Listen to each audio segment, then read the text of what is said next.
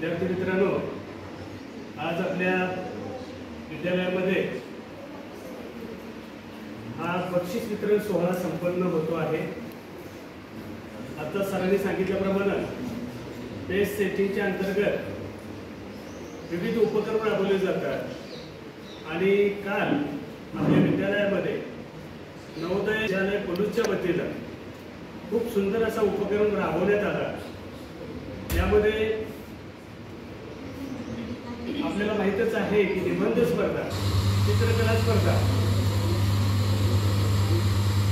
Plastic प्रदूषण या विषयावरती खूप सुंदर अशी चित्र काढली गेलेली आहेत, निबंध दिले गेलेले आहेत।